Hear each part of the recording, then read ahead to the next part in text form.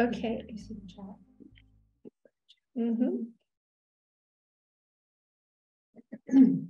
So if anybody can hear us and having problems coming into the Tracy Aviary tonight, Leah is downstairs and she is welcoming people at the door.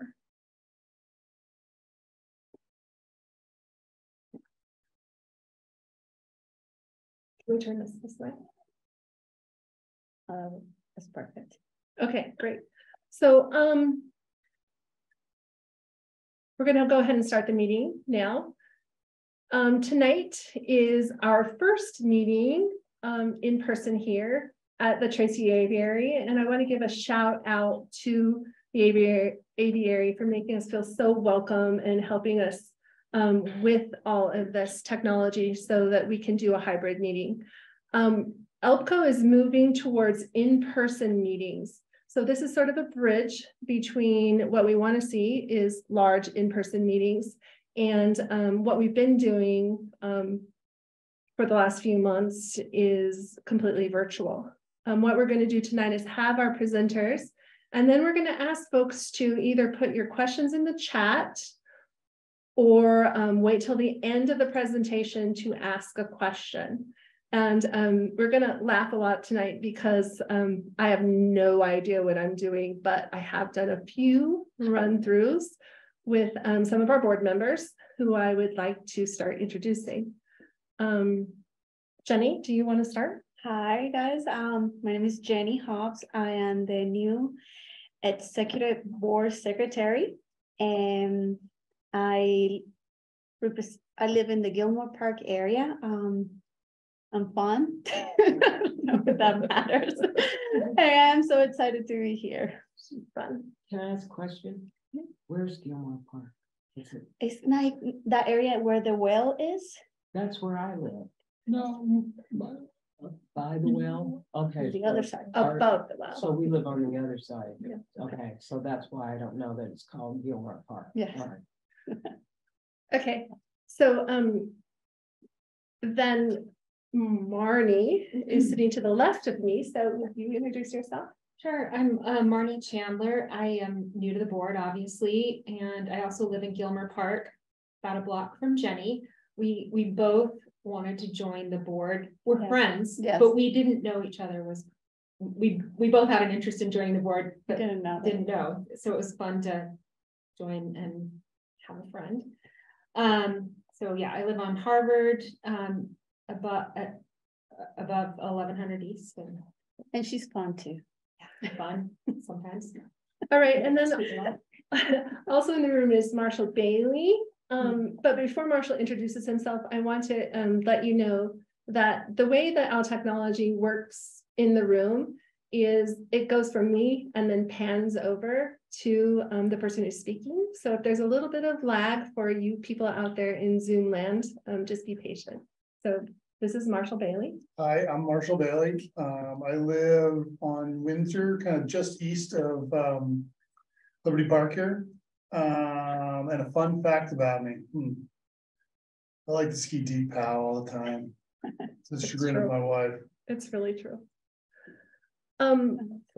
Also in the room, as far as our board members go, we have Jeff Larson. He is at the table. Jeff, you're up. Okay. Hello, everyone. My name is Jeff Larson. I've been involved in ELPCO for about 4 years now. I'm the East Emerson neighborhood representative. I live, on Browning between 11th East and 13th East. And I also like to ski deep pow. When I can get away from work, and I have 3 girls and a lovely wife. So. Okay, and on Zoom, we are joined by Nancy Phillip, who is our 9th and 9th business liaison. So Nancy, we have the fire department here, so we're going to jump right to them just so that they don't have to run off to any emergency, if that's okay with you. So welcome. Yeah. I'm Captain Speld. Sorry, we're a teeny bit late. We're coming from off in the yonder doing business. So anyhow, just have a quick message for you. In the community newsletter from the chief, about 24 hours late, he put out some safety bulletin items for winter storms.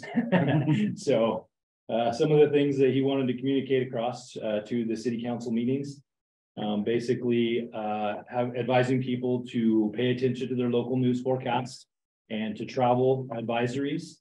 Also during winter storms, if possible, try and work from home or at least limit travel on the roads. Especially if you do need to use the roads, to make sure that you're using, your seat belts and things that need to be used.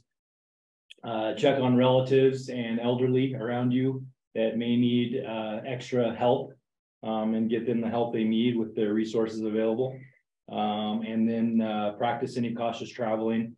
If you do have some type of an issue with your vehicle during a winter storm, try not to abandon your vehicle, try and call for help, and then have emergency services come to you rather than getting out, because it's a lot of times people can either slip and fall or be out on the roadway and have other vehicles and they hit them and they become some type of an accident that way, rather than just staying in their vehicle in a safe environment. So he just wanted to pass on those things in the safety bulletin. And then last but not least, also with winter warming of your home, urging people that if you do have furnace problems and things like that, to use caution when heating your home, to not use something that emits carbon monoxide in your home, to try and use either space heaters with electricity, some other type of heat, rather than, sometimes we've had people pull barbecues and things like that into their home that can cause carbon monoxide poisoning. So also use caution with that. So believe it or not, it does happen. So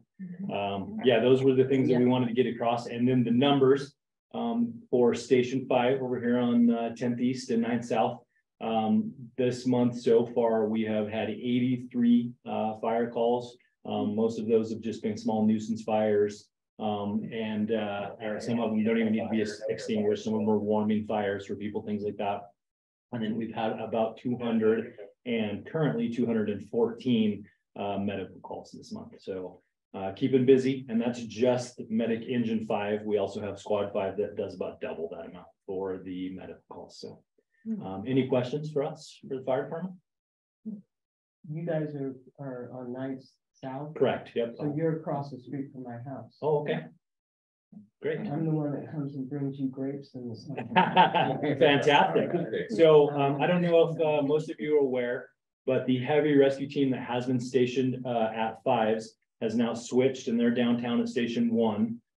These fine fellows were at Station 1 and now we're at Station 5, and I'm actually new to the area coming out of the medical division. I was the officer over the medical division for the past 4 years. So most of us are new to the area. We know the area pretty well just from having run a lot of calls and helping out here, but we're new to being housed at that station. So we feel welcome, and it's been good being here. So You guys did get one of those. The other we guy- haven't. It's been some other guys. So we'll look forward to getting some grapes. I actually have one question. Yes. So I'm Christina, I'm the chair of ELPCO, and I'm really glad to have you guys here. Thank you so much. Appreciate it. My question is we did report at our October meeting. They came in and gave us a great report about why the shift, and you know, we're really pleased that it's working out for you. It definitely is. Are you feeling like you have enough resources and feeling comfortable with what's happening? Absolutely. Okay, Yeah. great. So That's super. just a little bit of background, just to share with everyone else. Medic Engine 1, which was these fine gentlemen right here, was running about double the calls in their heavy apparatus of any other, of even the next closest station. And so with 2 units here at Station 5, and between those 2 units, they weren't even coming close to that number. What they decided to do is move the squad, which is a 2-man light response vehicle, and Medic Engine 1 to Station 5. So now we have Medic Engine 5 and Squad 5, and move those 2 heavy apparatus downtown to Station 1 so that they can split those calls between the 2 heavy apparatus. Great. So that'll bring them back to where they're not just basically going from call to call to call to call all day long, all night long. So they were averaging about 6 calls from midnight to 6 a.m. in the morning, which is just too much for people to handle shift after shift after shift. So now they've split that to where, you know, they're doing about 2 to 3 each, so much better. Yay. Well, I was recently in an accident, which is why we, you know, I'm we sorry to hear that. canceled our January meeting right up there behind East High School, and your medics did an excellent job. Great. So, Happy to hear it. so, Okay, any other questions? Yeah, but Okay. thank you for helping me to shovel the snow in front of my. Oh, you're certainly welcome. Yeah, there's been a lot, They so. just popped out from across the street. Yeah, we came on shift this morning, and right when we got there, we got right to it, so. Okay, all right, well, now we're going to move to our next agenda item. Have a good night, you guys. Okay, thank you so much. Thank you. Sorry for being a small party. Thank you. Good night. Good night. They just came to know, I'm like helping them shovel the snow out of my Okay. driveway. Detective Follows, you're up. Are you with us? I am. You hear me okay? Yeah, can we ask you to introduce yourself and tell us a little bit about what you do before you give us everything we need to know about crime? Absolutely. So I'm Detective Sam Fallows. Worked with Salt Lake City for about coming up on 5 years, but I have coming up on 14 total years in law enforcement. Worked for a couple other departments in the county before coming here.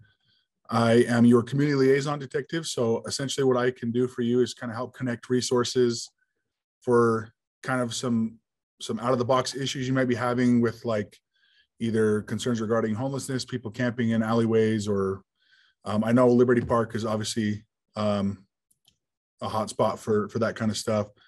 I can help connect resources to that. And then, you know, in addition to that, we meet with our community councils in our districts. I cover District 5, 6, and 7.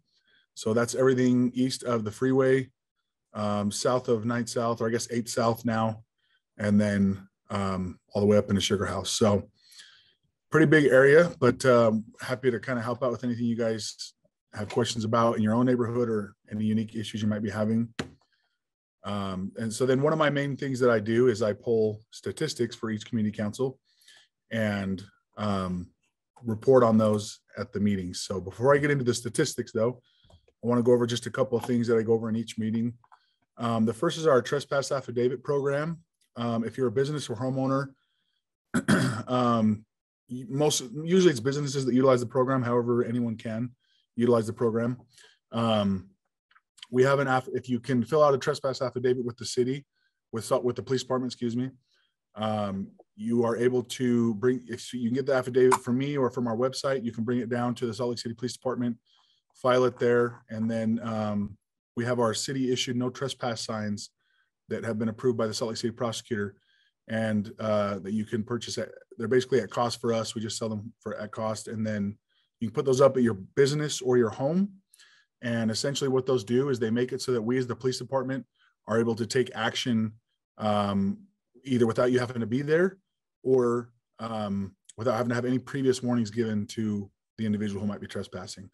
And so it's a pretty good tool that's been utilized a lot by like our proactive units, because they're able to make a legal stop on someone who might be trespassing on a business or on a property, make that individual identify themselves, and then, make a decision on what they want to do. They can go anywhere from just clearing the person off the property to issuing a citation or taking them to jail. So it gives us a lot of opportunity to help you mitigate some of the issues you might be having at your business or at your home. Again, that's our trespass affidavit program. I put a bunch of links into the chat for those that may be online. The first one is the trespass affidavit program. I think it takes you to the affidavit itself, but I also have my contact information in there. So if anybody has any questions about it or anything, reach out to me. But then to dive into the statistics for the month of January, we kind of see, and I actually pulled, and I think I gave these to Christina, but I pulled from October to January, so we can kind of go over a little bit, just kind of touch on them quickly. It's interesting to kind of see the correlation. So the highest crime type that we had, so Salt Lake City, we report on all part 1 and part 2 crimes that is public information. This all can be found on our website. Those can be anything from aggravated assaults and homicides to like just regular thefts, assaults, runaways, things like that. So we report on all these different things in order for you all to have the statistics. So for ELPCO, one thing we see the most of, I would say, is larceny and thefts, which is essentially anything that's not in a structure. So that's a burglary if it's in a structure. A larceny and theft is a pretty common thing. October, we had 12. November, we had 14. December, we had 6. And January, we had 9. So kind of during the colder months, we do see it kind of trend down a little bit. But interesting to see that number kind of as it goes up and down throughout the year. That's always generally the largest thing we have issues with in ELPCO. And then also kind of second to that is our motor vehicle thefts. We had 5 in the month of January. So just in the ELPCO neighborhood. So it's a good reminder to like make sure you're not leaving your vehicles warming up. I know during the wintertime, it's hard not to do that. If you don't have the spiffy little auto start feature for your vehicle, you probably don't want to leave the key in your vehicle. We are kind of see this across the city with motor vehicle thefts that go up in the winter, which we can see that with ELPCO. It went from 2 in October to 5 in January. So it definitely kind of trends up in the wintertime. And then, we kind of see other things, other assaults, which are like simple assaults. There were 3 of those in January. But most of it is property type related calls. So good reminder to try and like make sure you take any valuables out of your vehicles, any kind of even phone cables, if you can put them away, put them in your center consoles or put them in your glove box, it can help mitigate those issues. Turn your lights on at your house at night.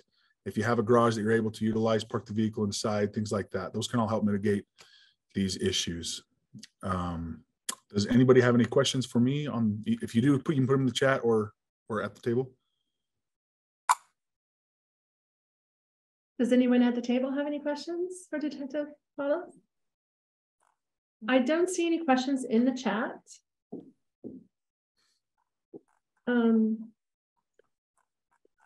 I think I have a question, Detective Follows. More as a clarification that I always like to do at these meetings. We refer people to use the Salt Lake mobile app as often as possible, but we want to make sure that people aren't utilizing that app to actually report crimes. Can you distinguish the difference for us real quick? Absolutely, and thank you for reminding me on that. That's a great point there. So the SLC mobile app is a great tool to report. I know a lot of you probably use it to report concerns regarding homelessness, like camps or people that need services, things like that. It's a great tool for that. However, if there is, let's say, if you're a business owner or you're a property owner and there's an alleyway behind your house or something like that, and there's a camp and maybe they're starting fires or something that is dangerous that needs immediate attention, definitely putting just that on the SLC mobile app would not be appropriate. We, as the police department and the fire department, they do not get those app requests. So if it's something that needs police assistance or fire department assistance, things like that with fires, obviously still please call our non-emergency dispatch, or if it's an emergency, then call 911.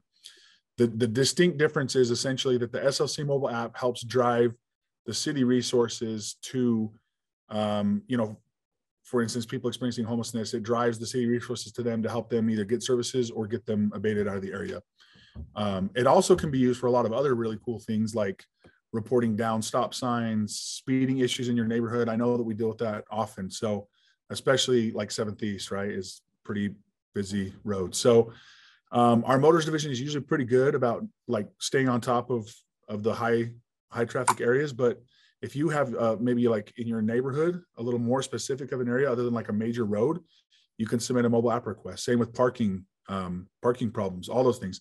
The app is really versatile. However, again, if you need a police response, other than just like the speed request, if you need like an immediate police response, please call our non-emergency or 911. It does not give you a case number, and it does not take place of that. So we still need you to call and report a crime if it is occurring, so that we have accurate statistics for the neighborhood. Okay, that's great. Okay, Detective Falls, thank you so much for coming. Really appreciate you putting together stats for us, and I'll be in touch. Absolutely, thank you. Okay, good night. Good night.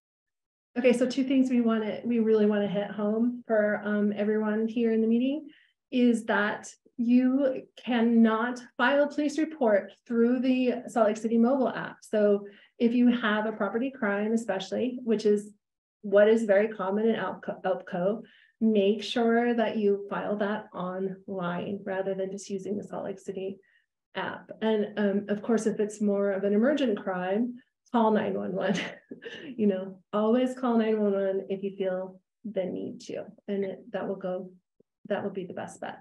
Also, one thing that we always talk about regarding the crime and safety stats is that the world is number driven. Statistics rule the world these days. So if people notice something that's happening and it keeps happening and keeps happening and keeps happening, if you don't call, then those numbers don't get recorded, and then the services don't get directed in towards the issue. So just, remember those two things, and we'll always remind you of that. Next, for tonight, we have our District 5 Councilman, Darren Mono, who's going to have to come to the table because we're using the owl here. Councilman, do you want to just squeeze in here? Yeah, squeeze in. Welcome. Christina. Hi. I will go through a few things that we did that were on our agenda 2 days ago, and then a couple things that we are still working on. So a couple days ago, we kind of we corrected a joint resolution for honoring Black History Month, which is November. That was a joint resolution with the mayor. We held public comment on the Urban Forest Action Plan. We did a rezone at the Rocky Mountain Power Site, which is on North Temple. So if you're not aware, that's a really big project that's kind of forthcoming in the city. Rocky Mountain Power owned in the region of like 100 acres or something like that. And they're kind of consolidating their operations footprint into a much smaller area and taller buildings, and so that they can open up that area for redevelopment, which hopefully will be a really good thing for North Temple and get some new life in that part of the city. We also addressed the local link transit study, which is a Sugar House transportation study, but how to link Sugar House to Mill Creek and further south. Basically what the feasibility of extension of the S line would be.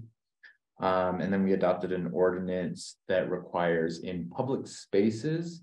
This is already required by federal law, but it's a city ordinance that would require public buildings or businesses, anyone that has a TV that is in a waiting room, you need to turn on the closed captioning capabilities of that TV. I guess any TV since like 1990 or something like that can just, you just go into the settings and it has closed captioning. But for anyone that's hearing impaired, that our Accessibility and Disability Commission requested that we adopt this ordinance to make sure that all public spaces in Salt Lake City have that function turned on. And then the one thing that I saved for last, because I wanted to, I think some people here may have questions, is we adopted, we finalized the rezone at 704 East, 900 South. And we did that. So for those of you that aren't aware, that's that purple house on the corner. And it was a kind of across from Liberty Park. It's a strange situation, and there's some conflicting reports as to exactly what the history is. Christina's been really involved in this. But the property owner owned a fourplex that was built illegally in a zone that would only allow a duplex. The base property owner says that it was already a fourplex when he purchased it.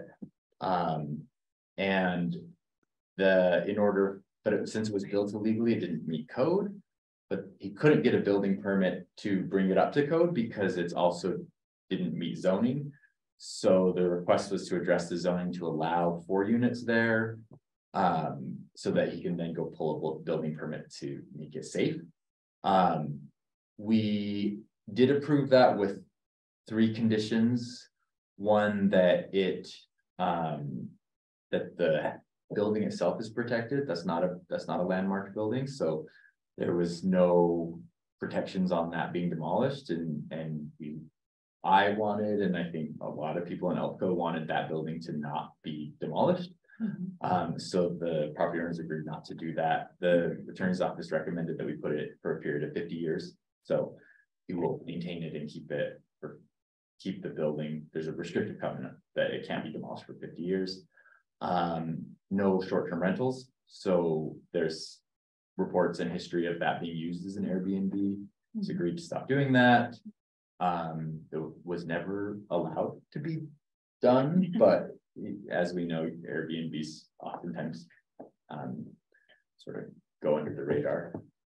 And then the other is that he maintains the 4 units for long-term residences. So there was the zone that he requested could have done like a traditional bed and breakfast, or he could have like turned some of the spaces into a cafe or things like that. But he agreed at the request of some council members that it stays 4 residences.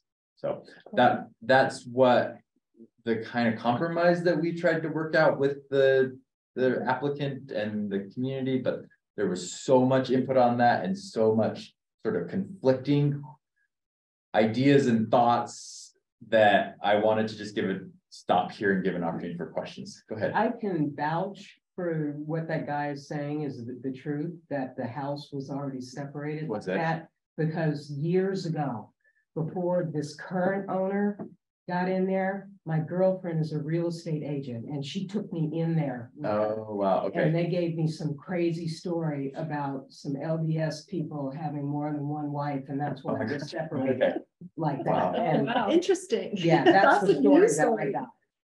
But Yeah, anyway. there's so many legends about this. It's incredible to think. Yeah, But but yeah, it separated does- already. There was an apartment Thank and you, yeah. a different entryway and the whole 9 yards. It does seem like it has been that way for many years, and it was just found out that it wasn't built to code and it may not actually be safe for the tenants, and so there was trying to get it up to building code, but then the building department's like, well, we can't issue a building permit for you to do this because it doesn't meet zoning. So it's kind of this weird chicken and egg problem.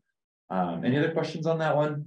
I know it was of high interest. I'm looking at the chat right now and I don't see anything in the chat as far as questions, no raised hands. Do people out there in Zoom land have any questions that you'd like to ask about this? Because this was very time consuming for ELPCO for very, very many months.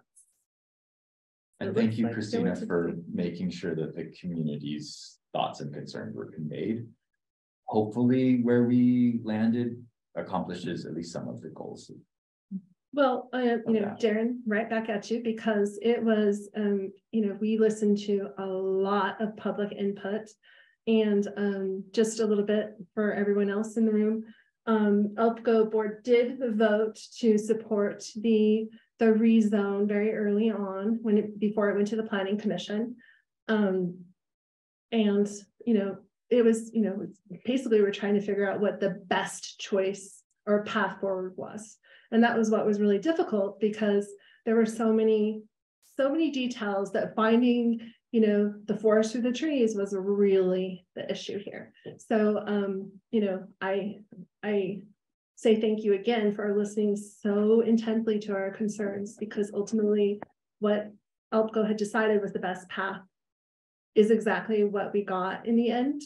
And it was through hours and hours of Councilman Mono and the planners, Salt Lake City planners, listening to us in fine detail, you know, sometimes multiple times a day we were talking. So shout out to the planners, planning division, and your office for And to you.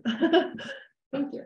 There are a few things that we're still discussing, that there's still opportunity for people to give feedback on. One is the North Point Small Area Plan. This is an area west of 215, east of the inland port jurisdiction. There's some business park, there's some agricultural zoning right now, and it's lacked a master plan, and there are property owners that want to develop it. And so we're trying to get a plan in there that would balance the property owner's rights with wetlands and bird habitat and all the other sensitive things that we know exist out in there. It's a bit of a tricky one. We have a public hearing for that on March 7th at 7 p.m. If anyone's interested in giving their thoughts on that.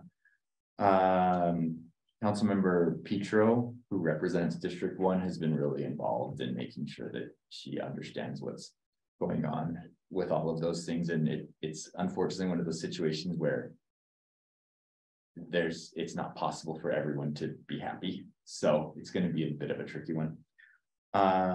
We also, about a year ago, appropriated $2 million from our ARPA money. ARPA money is the federal funds that came to cities and counties and states for COVID relief.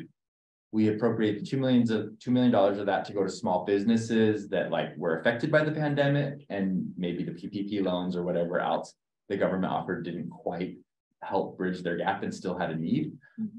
So that there was a round of applications. We had a committee comprised of different people, community members, staff members, and things that sort of scored those applications. They came back with us and said, well, we want to spend $755,000 of that now, and then hold off and wait for a second round to appropriate the rest. The council is a bit split on this right now. Some council members said, well, there's way more than $2 million of requests that were valid requests that meet the criteria. So why not just put all the money out the door right now and let's move on to the next set of funding and use everyone's time differently. Others said, no, let's allow businesses that didn't get a chance, that didn't know about it in time, another round of applications. And so that's interesting. I don't know where we'll end up on that, but that will be something that we decide. We're slated to decide that on March 7th. And then we were planning to adopt some amendments to the AD ordinance. I know you have a couple ADUs that you'll be discussing. We did not do that on Tuesday. We had sort of discussed it as a council. The planning commission, it's been in the public realm for a while, but we discussed it as a council and sort of said, well, this is where certain council members fall on certain pieces of this. But the public hearing kind of made people start to reconsider some of their thoughts. And so we are taking a couple more weeks to work through some of the ideas that came up in the public hearing and in subsequent emails that we've gotten from people to see if some of those ideas can be incorporated into it before we adopt it. So that may be adopted on the 7th. I'm happy to go into details on that if anyone has questions. Yeah, I do. Yes. Yeah. You're talking about someone has to be occupying their home. That's, If they have an ADU in their backyard, they have to be occupying that home to be able to rent that out.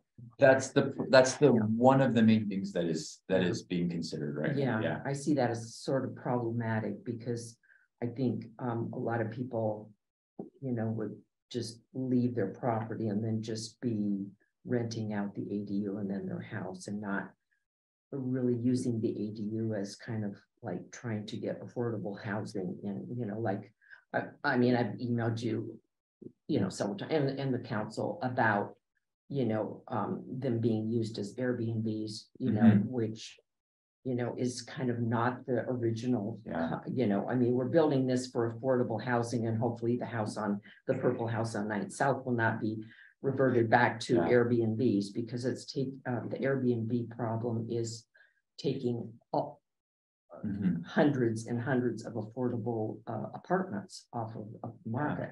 And, you know, as a, you know, I own a duplex over by Judge Memorial and I just paid my $200 business license fee. Whereas all these other, you know, ADUs and that are being used as Airbnbs and whatever, they're not paying any licensing and they're just a free for all. And I have to go through, you know, the Fair Housing Act, you know, I mean, that's fine, you know, the good landlord programs and things like that. But we really got a problem with, you know, the ADUs and not being used in the proper intent. On, I think, so it's very related, but two separate issues is short-term rentals are not allowed in ADUs. That doesn't mean it doesn't happen, and it doesn't mean it doesn't happen in primary dwellings or apartment buildings or condos as well. So the problem we have there, and we've talked about this several times, is we don't have good tools to enforce short-term rentals. That's both, it's a twofold problem. We like to say, well, it's the state's fault that we can't do this because they have made some laws that make it difficult for cities to enforce on short-term rentals. And in fact, there's some laws that some proposed bills at the legislature this year. I don't think any of them have passed. I should check on that. That would force cities to allow short-term rentals, which I would see as a huge failure. And I imagine you would as well. But there's some lawmakers on the Hill that think that property owners should be allowed to do that with their properties if they want to. Property Rights Coalition is like a lobbying group that pushes for things like that. So there is some state law that makes it difficult for us to regulate our ADU, our short-term rental ordinances. But the other issue is that we don't have funding for like enough staff members in our civil enforcement department to deal with the complaints when they come in and to actually investigate them.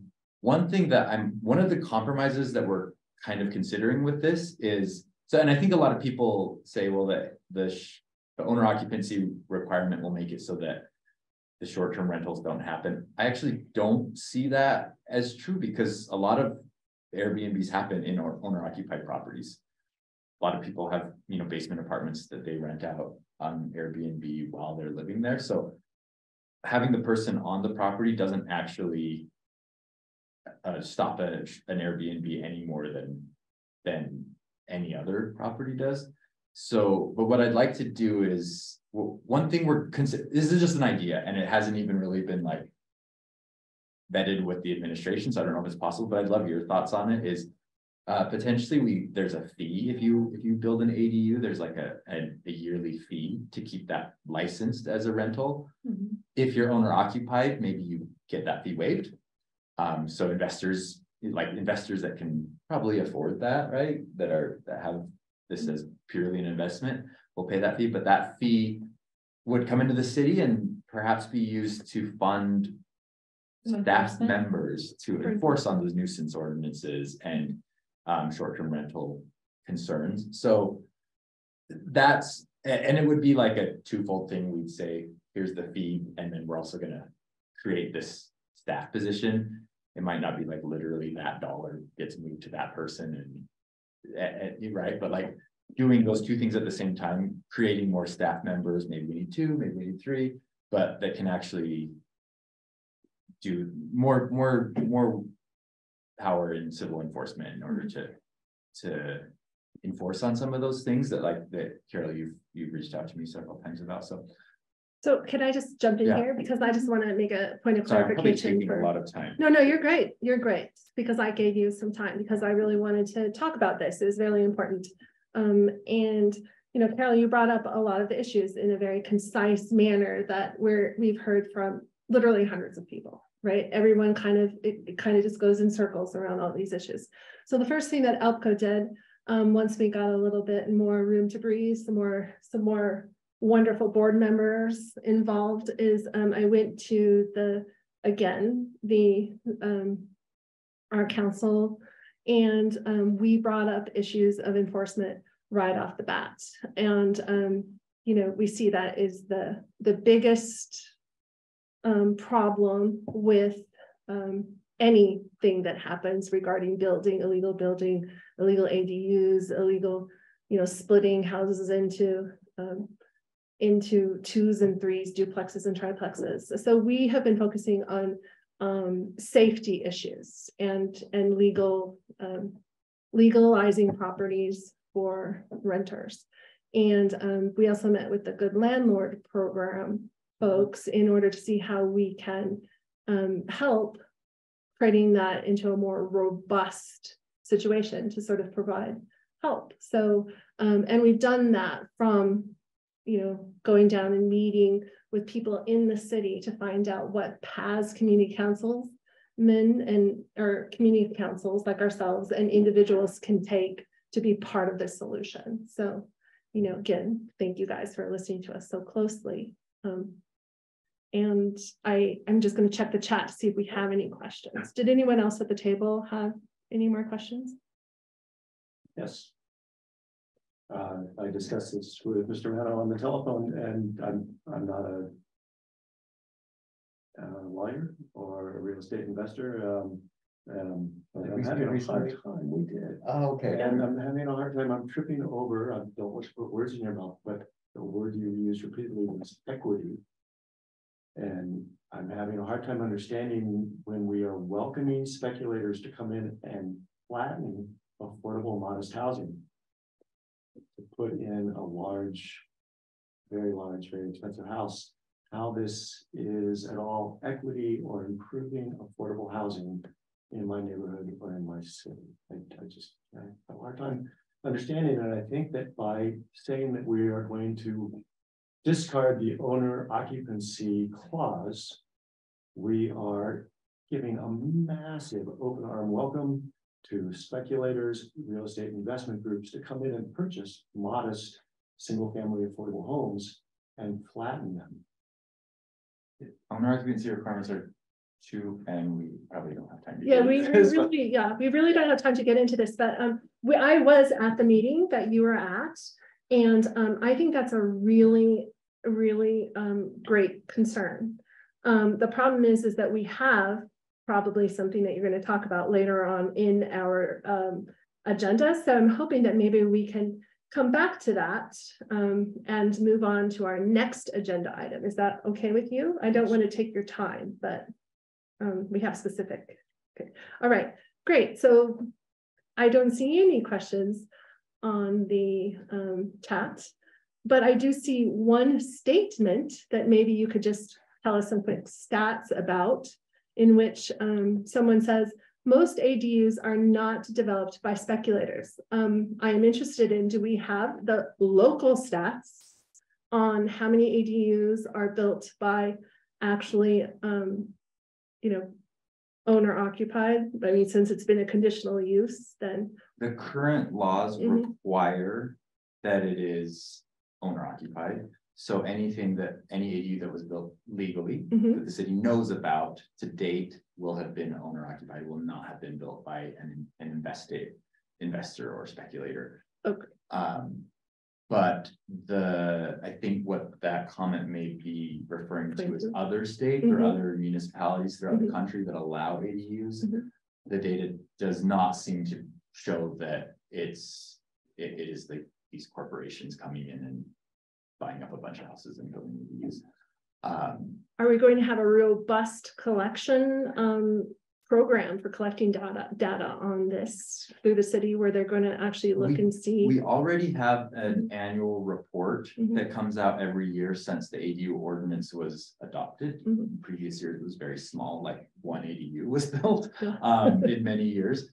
But that already happens, and so it's ongoing. But I think if we get these, if we were to, for instance, if the owner occupancy were to be removed, then that's a new data point that we could start to track. How many owner occupants versus how many non-owner occupied ones are, and is there a correlation to those units and whether or not there were illegal Airbnbs reported or like claims filed against them or reports filed. And that would be really important to this, I think. And if we find out that that's happening, then you can always take that away. Great. And shut it down. So yes, it's happening. If we change these, it should happen with more specificity. Fantastic. All right. Well, I hope that answered your questions online. We're going to move on now to our next agenda item. Thank you, Councilman Mono. As always, it's been great to hear from you. And we'll move to Joshua from the mayor's office. We're going to have you introduce yourself so that Al will find you. Hi, everyone. My name is Josh Arboyo. I'm a community liaison in the mayor's office on the community outreach team. This is my first time seeing most of you and being in this meeting in person, and so it's good to see you all. I've been in the mayor's office since May of 2019, so I was on the tail end of the last administration and then continued on this administration. And so I've been the liaison for districts 1 and 2, so the west side, for most of that time. And so yeah, it's my chance to be here now and be with you. I'll note that I'm the liaison for districts 1 and 5. I said that, and Fair Park Community Council holds their community meetings every 4th Thursday as well. And so I was just over there, which is why I walked in late, and that might be a thing unless I might switch with the going to Zoom on one or the other, but I did want to try to be in person on both this week. I don't have too much to share, actually. I just wanted to thank Detective Fallows and thank the police department and fire for all the preparation they put into keeping the city visitors and residents safe during the NBA All-Star Weekend. We had a big influx of people, and no major incidents to speak of was related to that weekend. So all that hard work and planning paid off, and so we're grateful to them for sure. We did have a big storm, of course. If you have any issues related to snow plowing, obviously there's going to be a ton of potholes that streets is going to be out there taking care of and addressing as you know, streets dry up. But report things in the mobile app. That's always a good first thing to do. Also, feel free to call our office, get in touch with me. I'm happy to follow up on individual reports that you may have made that you want to follow up on and find out what's going on with it. I'm happy to do that. Also, I just wanted to share an opportunity through our sustainability department. This is the food access or food equity microgrant program. This is the first time this has been launched, and this is a grant for individual residents and for community groups and small businesses related to food access and food equity. As you know, food access and having access to quality and healthy food choices is important in the city and is lacking in some communities. And so there's 2 levels to this grant. First is the individual grant, which is a home food production grant, $250 for residents who want to grow or raise their own food. So that could be things like building a home garden or a chicken coop, or taking a sort of a class on those topics. So that's the individual, and then for the community level grant, which is for organizations and small businesses, up to $5,000 for community fridges or pantries, educational workshops that'll benefit residents, and other uses. And so I have a couple of these pamphlets that I'll leave here on the table, but that is on our within our sustainability department, and Maria Schwartz is the name of the coordinator for that grant, and so her contact info is on here. If you have any questions about it, she'd be happy to answer that. I am to a degree that I'm able to answer questions here about it if there are any. Aside from that, I don't have any other updates unless there are any other general questions or comments. Does anybody in the room have any questions for Josh? Okay, I'm looking online and I don't see anything. One thing I wanted to mention is that ELPCO went over some numbers for the Thriving in Place with Josh and his team at the city. And we went into in depth, got some good information because the initiative of Thriving in Place is something you're going to be hearing about in the next few months. And we just wanted to thank you for hearing the concerns that we've been hearing from the community and for giving us that time to talk about it. It was really generous. Yeah, absolutely. We're happy to meet with you and any community member and get you connected with the people within the city that can help answer those questions as best as possible. Yeah. Question. Can I get Maria's contact info? I'm sorry. Here. What was that? Yeah, I guess. Sarah, are you asking for Maria's contact information? So I think. Yeah, just whoever's in charge of that grant, I would just love that information so I can pass that on to my place of work. So. Oh, yeah. So actually, let me go ahead and I don't know if you want to put it in the chat, but you can. If you want to bring it to me. Yeah, let me bring it to you. You can put it in the chat. I can read out the phone number. Thank you. It'd be easier to see that. Thank you. Sorry. No, it's good. We're working out our technology. This is the first time we've done it, so we really appreciate you throwing some hoops for us to jump through, Sarah. It's great. So this is Sarah. Sarah's asking about the Food Equity Microgrant Program, and we're putting that information in the chat right now. Sarah, I also saw that you asked about the other grant that we were discussing earlier, and I will reach out to you and let you know more or tell you where to go closer to the end of the meeting, if that's all right. Perfect. Thank you. Right. Any more questions from out there in Zoom? I don't see any hands, and Marty put that in the chat for us. All right. Okay, so we're moving on to our next agenda item.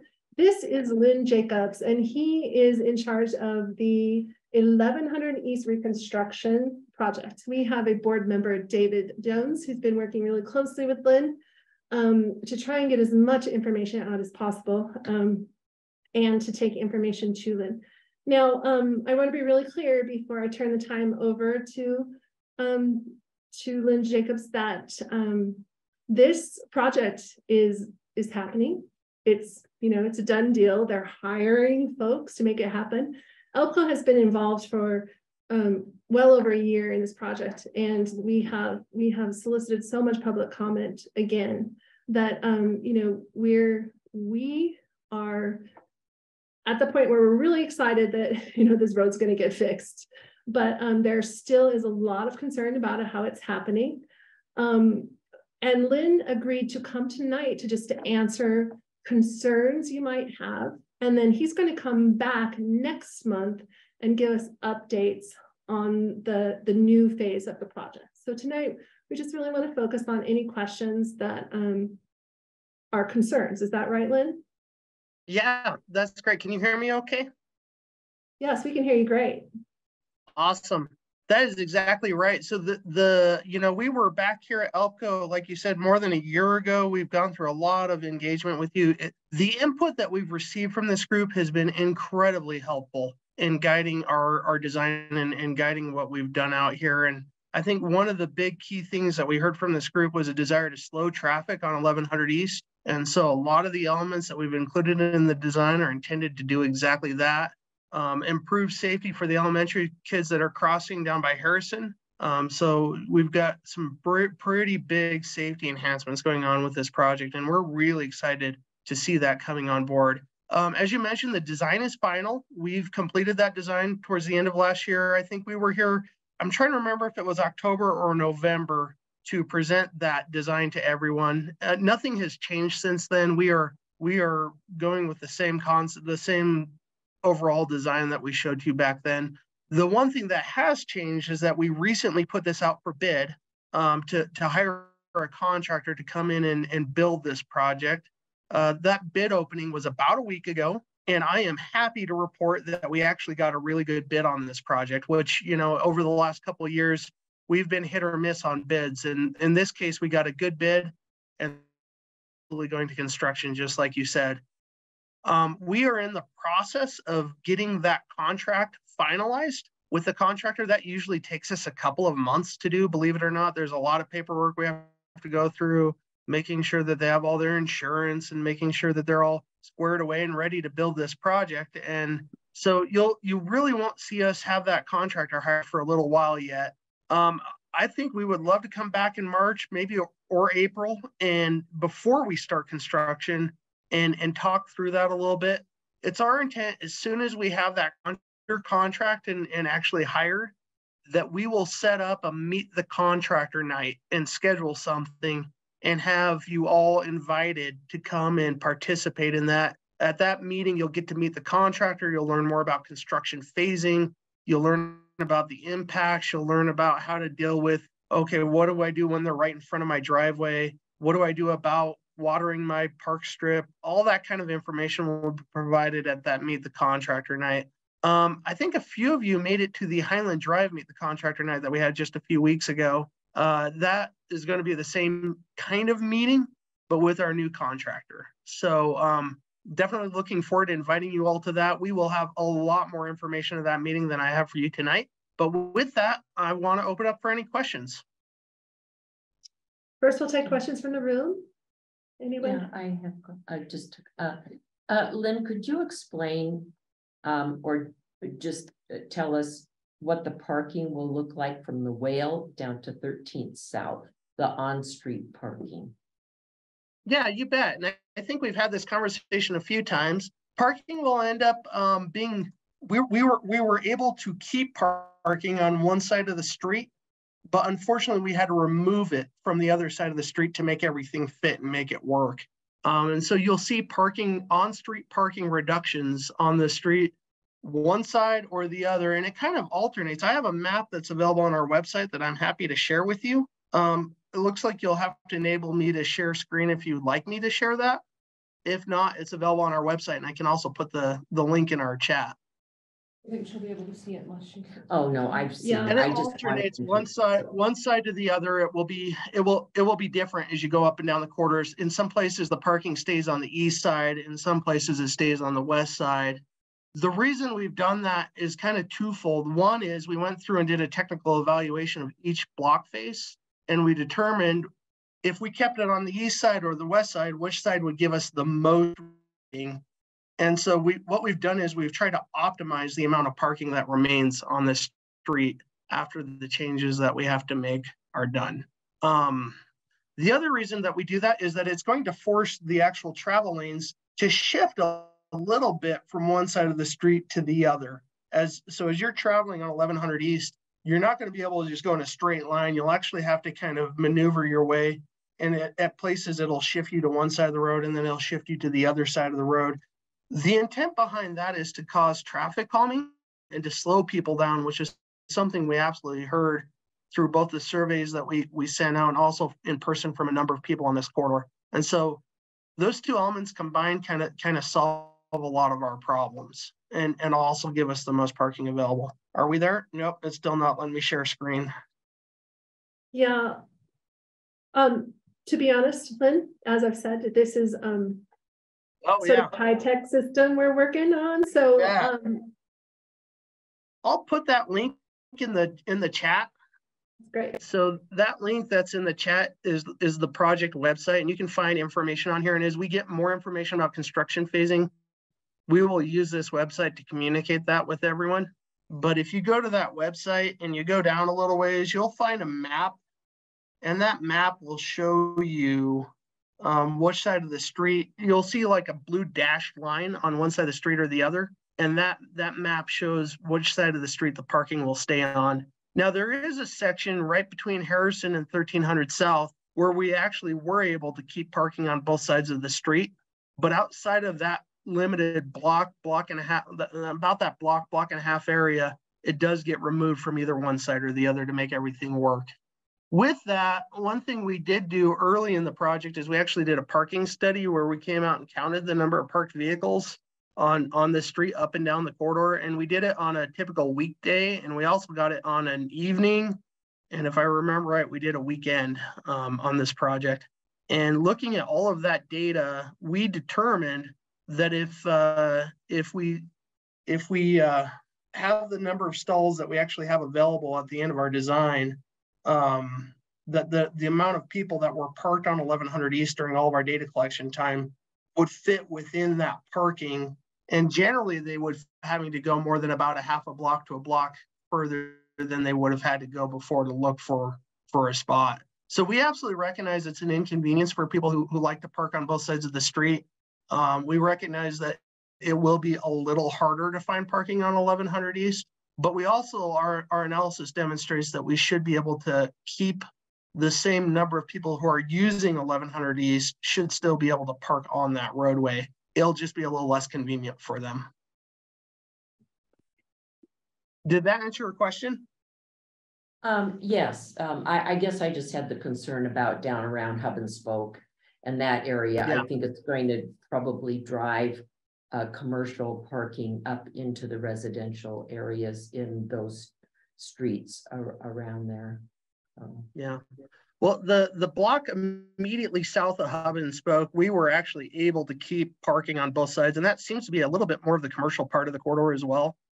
It worked out that we kind of had to keep parking on both sides of the street in that area to make the design work correctly. And so it kind of worked out best. That was also the area where we saw the highest parking demand. And so it kind of was convenient where we're seeing the highest demand is the place where we were actually able to accommodate keeping that parking on both sides of the street. So it worked out in that case, and we were able to fit everything together. Okay. Any other questions? Even though I wasn't able to figure out how to share the screen with this new interface that I have, I do have a question for you from Myron in the chat. And Myron says, what does the bike lane look like at Harrison where there is still parking on both sides? Is the buffer eliminated?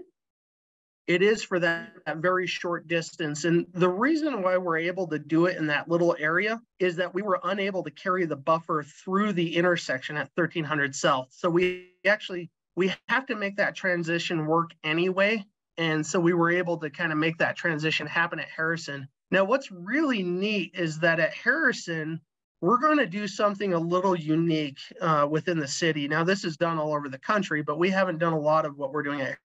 We recognize that that's such an important intersection for safety. It's both a location where all the elementary school kids are crossing, and it's also a location that where the McClellan Trail interfaces with 1100 East. And so at that intersection itself, we're actually building what's called a raised intersection or a tabletop intersection. So the entire intersection will come up about 6 inches to be at grade with the sidewalks. And that way, any cars that are traveling through that area will have to way slow down in order to get through Harrison and get through that area. And so that will also help. We're losing the buffer for about a half a block or a block or so. And fortunately for us, that's also an area where we're doing the raised intersection, which will really slow down traffic and enhance safety. So we feel good that those are two, offsetting interests that we could accommodate there. Good. All right. Lynn, thank you again so much. That was really informative. Yes. And we look forward to seeing you probably next month or as soon as you get back to us once you have more information. One question that I do have, when you do your public engagement, do you have any idea at this point what location you might be using to do that? We don't yet. And as a matter of fact, we're looking for a location. I was talking to Mr. Rosenberg, who owns the fresh market, the market there on the corner at 1300 South, and he offered that we could use his outdoor patio. I think it all depends on timing and weather, and if it's a good day out or not, whether we can do it there. Other than that, we would love to find a location. I don't know if it would be more appropriate for us to come down to Tracy Aviary and do it. Honestly, we would like to be as close to the quarter as we possibly could be. Maybe we can talk to the elementary school and get a room there. We still have to work out that detail, and that will come when we pick a day and schedule it and pick a day and location. And we obviously have to wait until we actually have the contractor hired before we can pin that down. Okay, great. Well, we'll chat more about that later. Then that's a yeah. All right, thank you. I think we would love to come back in March, but let's just put a pin in that because it all depends on how fast we get them under contract. So, you know, sometimes that goes really fast and sometimes that doesn't. So we'd love your flexibility if you're willing to provide it. We'll just let David know, like, because he's our team member from our board that's, you know, going to be corresponding with you pretty regularly. You know, don't hesitate to contact me if you need to, but yeah, we'll accommodate whenever it's going to be best for you, because it's so important to, you know, help our neighbors get around. So yes, yeah, and we want to minimize impacts as much as we can while still getting the thing built as quickly as we can. We hope this to be a one construction season project, so we're that's the way it's set up right now. So thank you so much for your time, and thanks for having me tonight. Okay, thank you, Lynn. Okay, so now we are, you know, happy to welcome our people from the Salt Lake City Planning Department. Bye, Josh. Take care. Thank you. So, and bye, Councilman. Take care. Yeah, thank you for coming. Little room turnover here. Patience. All right, so we are, like I said, we're happy to have Cassie with us tonight, talking about two applications. One of these is we're going to let another gentleman in the room speak to. So Cassie, I'm going to let you introduce yourself again so that Al will find you. We're going to start with the Lake Street, and then I'll talk a little bit about the 105 Princeton. The ADUs. Yeah. Okay. I'm only the planner for the Princeton ADU, not the Lake Street. So I don't know. Oh yeah, that's right. Yeah. So, well, actually, why don't you go ahead and start and talk about the Princeton Avenue one? Just give us a little brief history, and then we'll let the gentleman in the room talk real quick about what you've told us about the ADU. Okay. My name is Cassie Younger. I'm a new senior planner at Salt Lake City. We do have an application in for an ADU on Princeton Avenue. The applicant could not be here tonight, so I don't know how in-depth we should go into the proposal since he can't be here. His application is currently kind of in a purgatory on hold zone because of the city council's proposed text amendments. So currently, as the code stands, he does need a conditional use permit for the ADU, but if the council, as they have continued to discuss for the past few months, passes the proposed text amendment changes, he would not need that conditional use permit anymore. So he kind of wants to hold off and just see what the council does and kind of go from there, since no one loves to go to planning commission if they don't have to. So that's perfect. So and I agree with what Cassie says, is that the gentleman isn't here tonight, so that we can't really speak to the specifics of his project because he's not here to answer those questions. However, there has been an issue that's come up both at the meeting with the city council this last week, and also a gentleman's in the room who wants to speak about this. If you can just hold your comments to a short period of time. The issue that's coming up, and we're hearing from several people in the neighborhood, with this ADU is that it's such a large scale project, and that it's owned by, you know, basically a development organization that owns several other properties in ELPCO and Liberty Wells. So you can go ahead and, you know, talk, ask your questions, whatever you need to do, but just realize that we don't have all of the time that, you know, to maybe get into it in the weeds tonight, but we will take all your information down at a different time and represent your voice to the Planning Commission and to the City Council. So do you want to introduce yourself? Yes, my name is Chris Magrill. I've lived on Harvard Avenue for 22 years. And my property backs onto 10005 Princeton. Without getting into the weeds, we can discuss details of that because it's all in the documents, including in the documents, the person saying they don't live in the neighborhood, they've never lived in the neighborhood. They're buying this property to flatten it, to build a house, which is not according to Planning Commission code. The ADU changes that are being discussed right now, according to the City Council, is to strike a better balance between encouraging construction of ADUs and mitigating impacts to neighborhood properties. But from the same council, well, the council's planning report says Planning Commission has not denied any ADU application. I don't know how we make it easier than that. There's never been one denied. So much so that this person who is in violation of the code, he does not live in that house. He does not live in that neighborhood. He doesn't even care. He's so bold as to say, yeah, what are you going to do about it? Okay. Because you're still going to approve it. The scale is the thing that is hard to conceive of, unless you're standing there and looking at something that will be 24 feet tall. There's almost nothing 24 feet. Well, there's nothing on the alley. There's 24 feet tall. The secondary unit, the secondary structure will be larger than 13 of the 17 houses on Harvard Avenue on that block. That's the secondary structure. It is massive.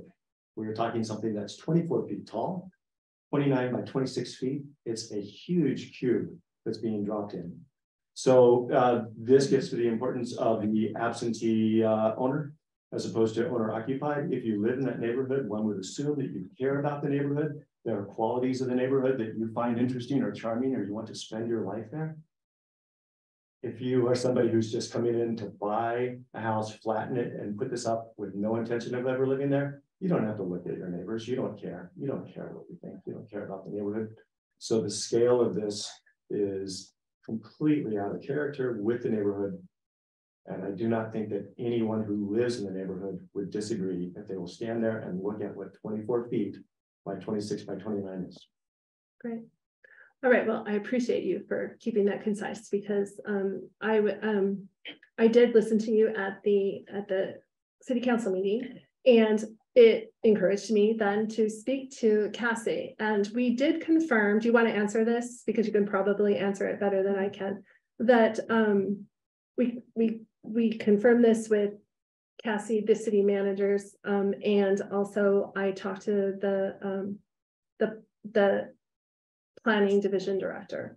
So the owner occupancy in this case, and in all cases like this, only takes effect when the house has been purchased or when somebody actually moves into the structure. So do you want to add details to that? Clarify what I'm trying to say. Yeah, so the way the code is written, it says, I don't have it in front of me, but they will not permit the ADU unless it's owner occupied. The planning division has interpreted that to mean building permit, not conditional use permit. So a developer has in the past, is technically allowed to come in, develop a property with an ADU on it, get that CUP, and then during the building permit process would have to sell that property to the owner, which then will be deed restricted to have the property owner occupied with ADU. So in effect, there is no owner occupancy requirement. There is a building permit. It's just not during the planning process that comes into effect. So So if he I, can't get a building permit for the EDU itself. So is it's his on. proposal right now not for the entire project? So this conditional use permit is just for the ADU, because that's all he needs the CUP for. So he could get approved at planning commission and then he'll go pull the permit at building, and that is when that owner occupancy is checked.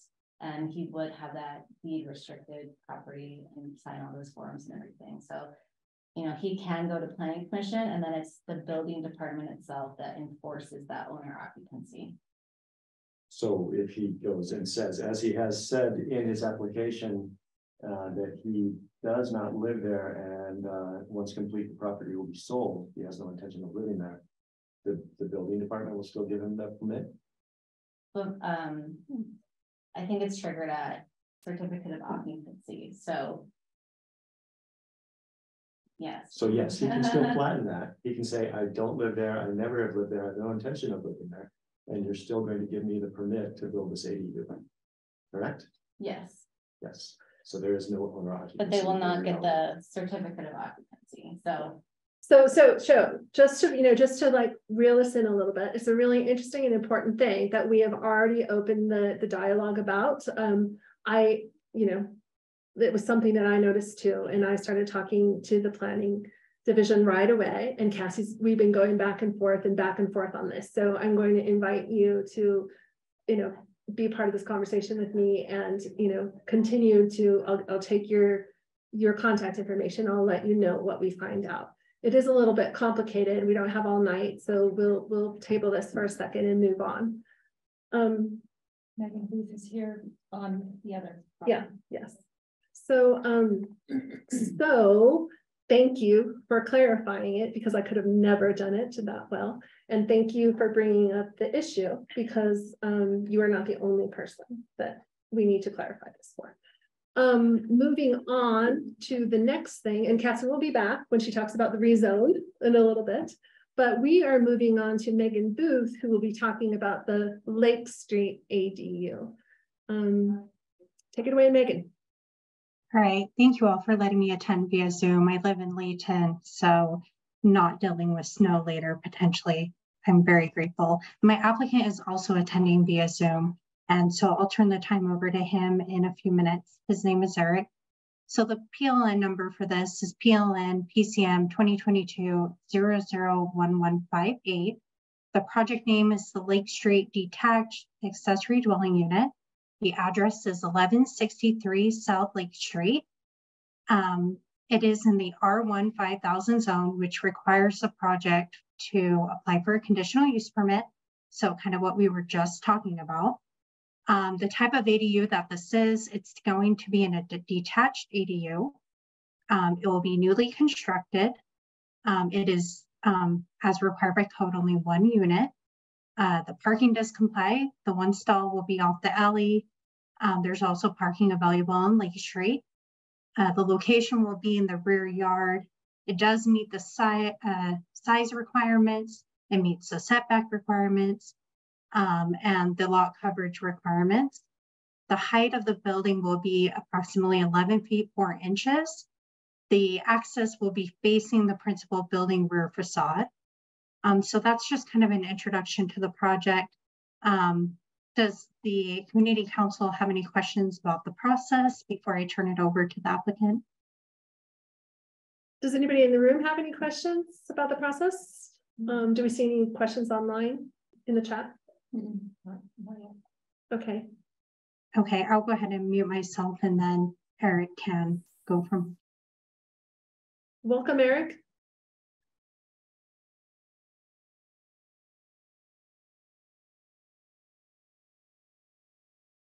We can't hear you, Eric.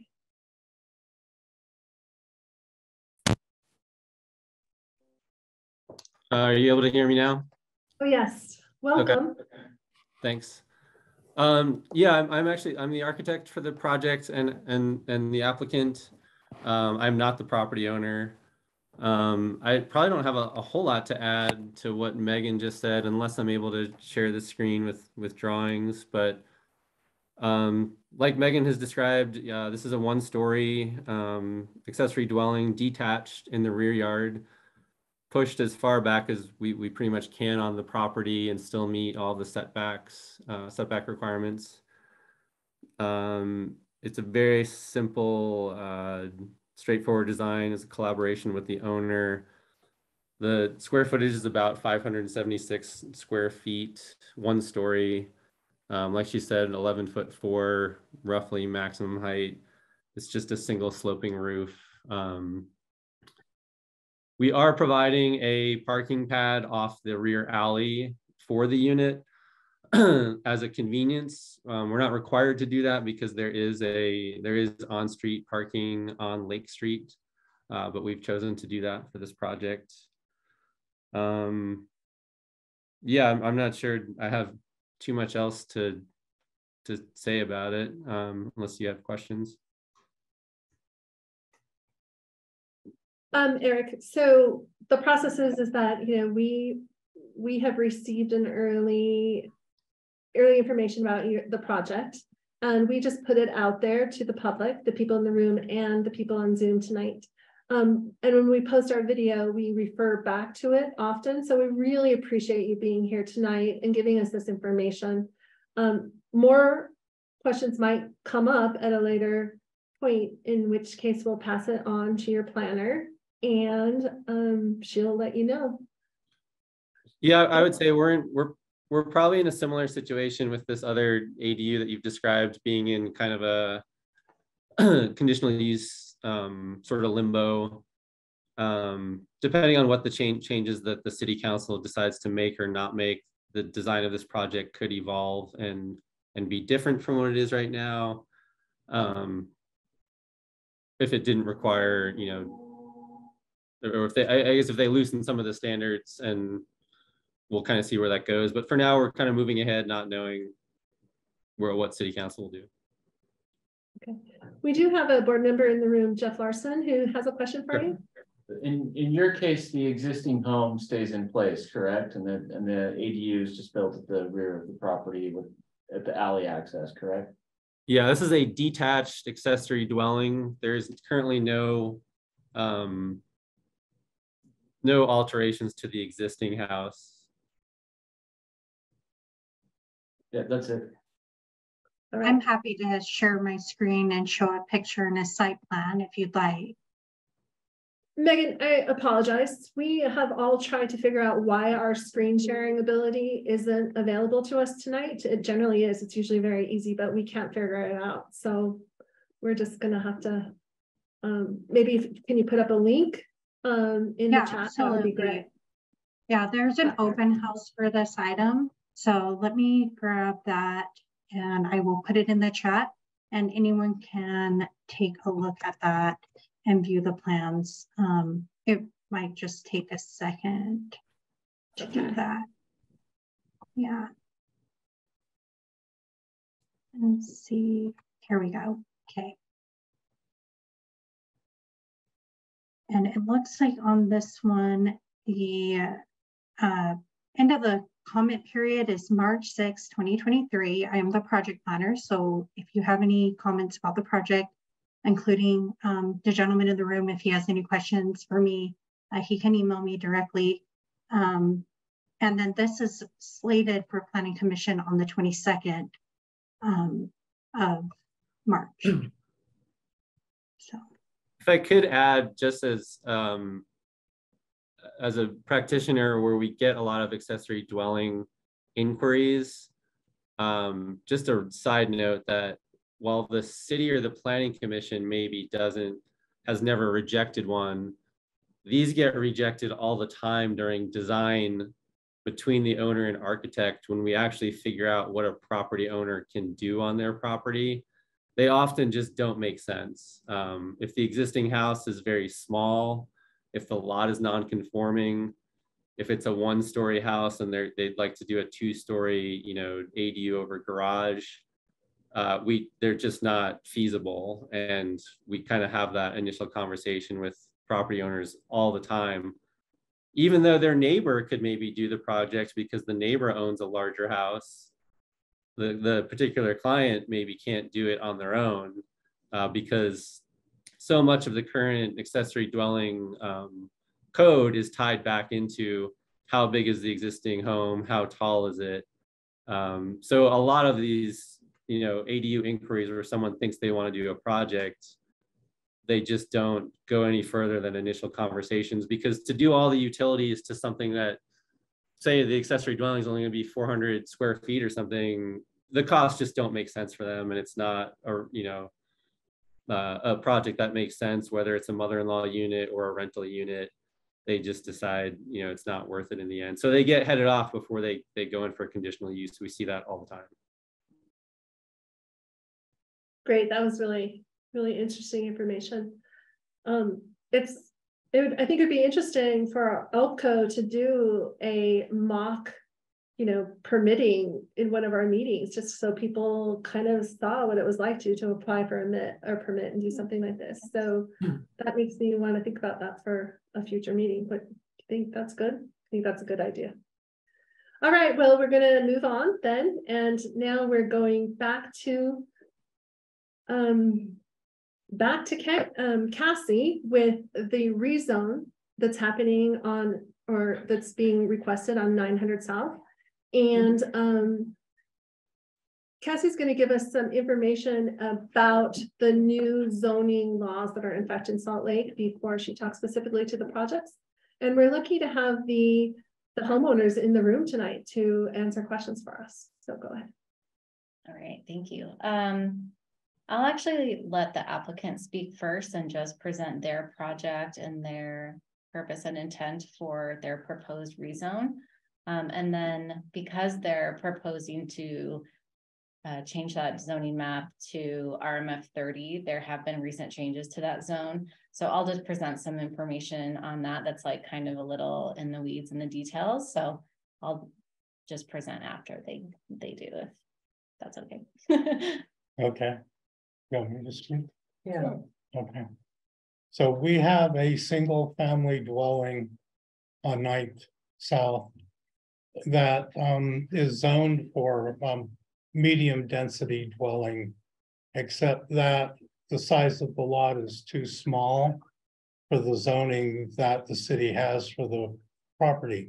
So to rectify that, there's a new zoning that will allow us to build a low density structure. So we are now a medium density zoning. We are applying to go to a low density zoning just so that we can get a zoning that can be built on the size property we have. The house is well over 100 years old. It's decrepit. It needs to be tore down. It's not pretty. It's nothing the city wants up, I don't believe. It's the street eyesore, I think. And this is the homeowners, and they're telling you. It's my house. Yeah. So there's some history in the house, and there's some things, but I mean with the homeowners, not with previous owners. So we would greatly like to get the property rezoned to RMU 30. RMF 30. So low density. So we're actually having less of an impact than we already have. So we're not anticipating a lot of resistance to doing this. Well, hopefully not. And that's about all I have to say about it. Great, thank you. Let's see if my screen share works. It's not working. I have the button. Yeah, we just can't figure out. It says, oh, how did yours work? Yeah, magic. Just cut the magic. Yeah. So as you can see from this map, this is where the property is located on 900 South. The address is 1018. It's currently in the RMF 35 zone, and that 35 indicates the height allowance for that zone. So currently you're allowed to go up to 35 feet. There currently is not any RMF 30 around it.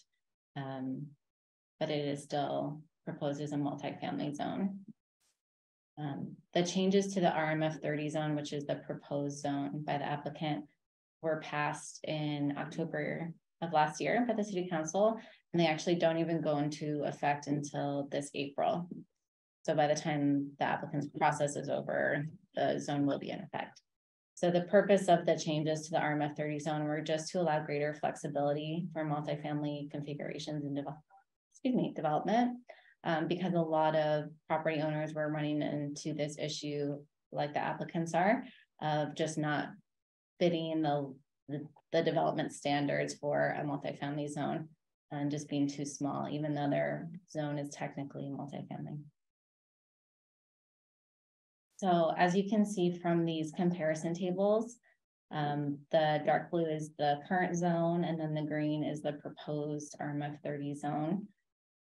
So the applicant only has a 46-foot wide lot. And so because they're right under that 50 lot width, 50-foot lot width, they don't meet the minimum lot width standards to do a lot of the multifamily uses in the RMF 35 zone. So they are currently not eligible for anything other than a single family home. So by switching the zoning map to that RMF 30 zone, because of the new changes, they would be eligible for something like a duplex or like a cottage home, a row home, something like that. So it does allow greater flexibility for residential units and redevelopment. I think the maximum amount of density, and I haven't done like a full review, but I think the maximum would be 3 units, and that would be with a density bonus if they kept the current house. So there's not like a huge opportunity for density and growth on that property because it's still a very small lot, but it does allow just a little bit more flexibility with that development. So in the new zone, we've presented opportunities like cottage home, tiny house, and row house as just a part of those zoning changes. So hopefully all of you have like heard of this before, since the RMF 30 has been talked about for a while.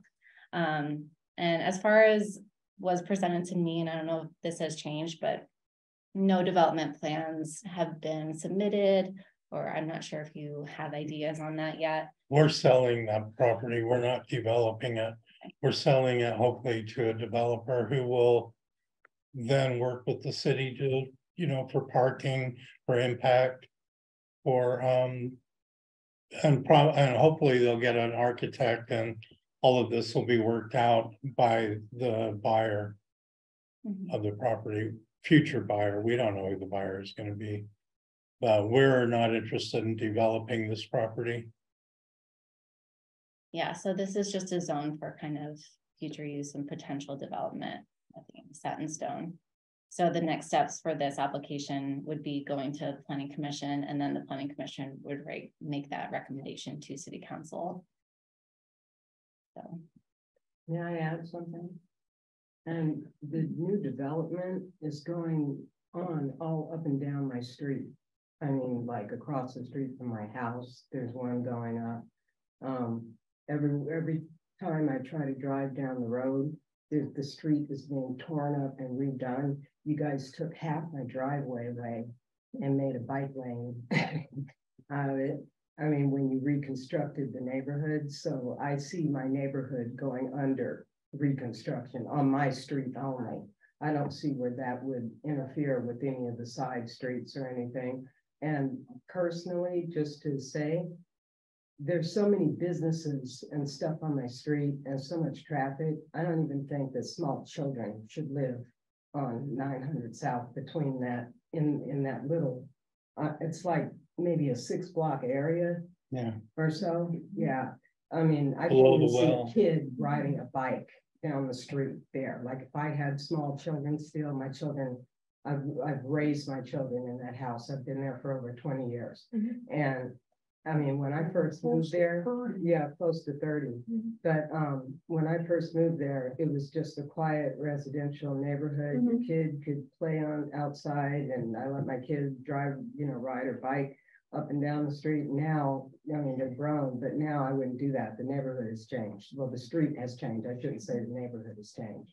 The street has changed. So for that reason, I call my house the eyesore because everything around me is new and beautiful. And, you know, and I've noticed that the property value has gone up in my neighborhood, and it's reminding me of Larchmont. I'm from Los Angeles originally. So there's a little spot right before you hit Beverly Hills. It's called Larchmont, and that's what that street, 900 South, is turning into. Okay, well, thank you for your comments. We really appreciate you coming and sharing. I think we're going to move on from this. I don't see any questions in the chat. And does anybody have any questions in the room? Okay, so as I was talking to Cassie about, we haven't heard a lot of comment on this. So when we do, we will pass that through the planning division back to Cassie. If we do.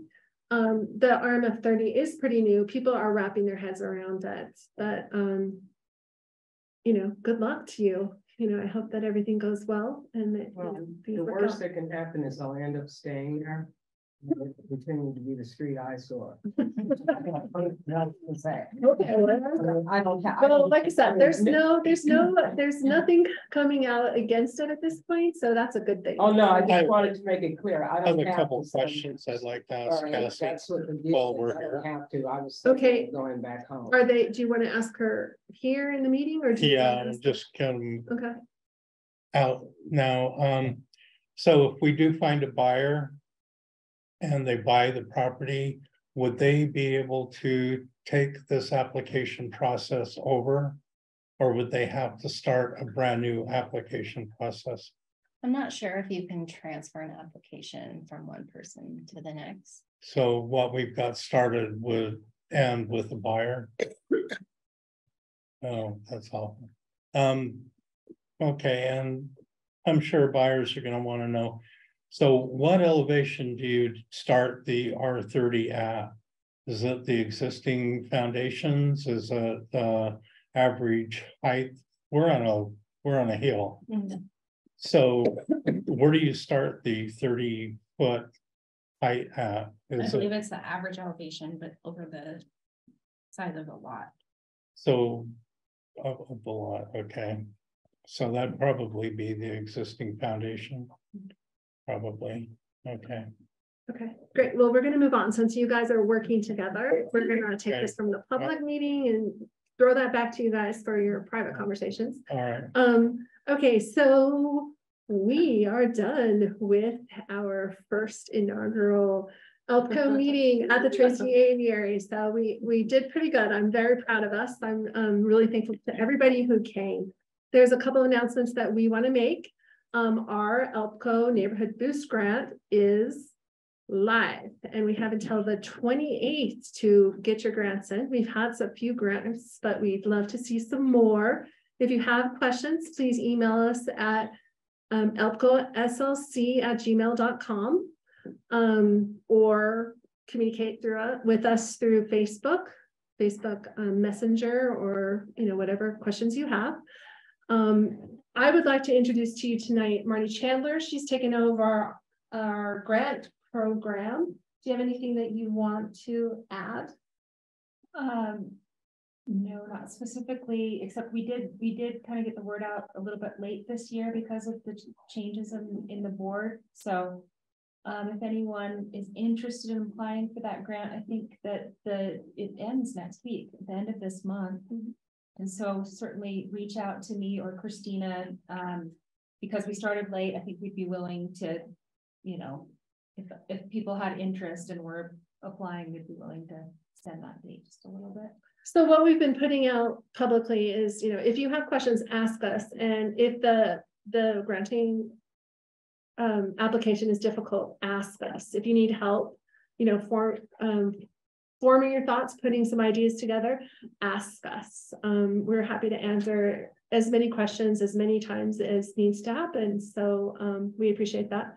One more thing that's really important to tell you about is we are expanding our board. We're trying to get as many more people on board as we can help, or as we can get to help us make decisions for our community.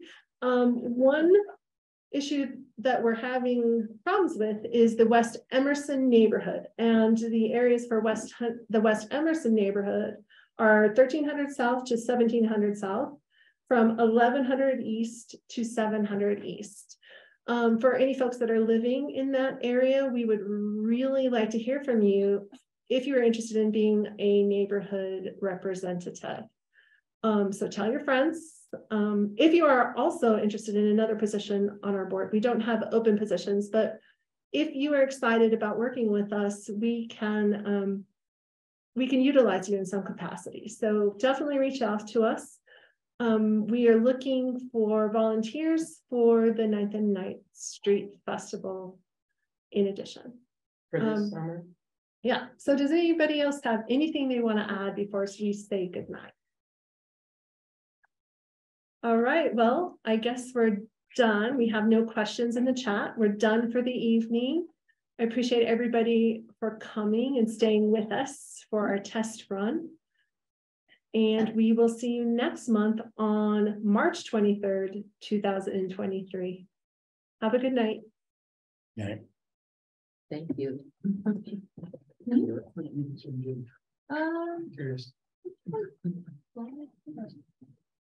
Thanks for coming, Cassie. And if you have more questions, you can email me.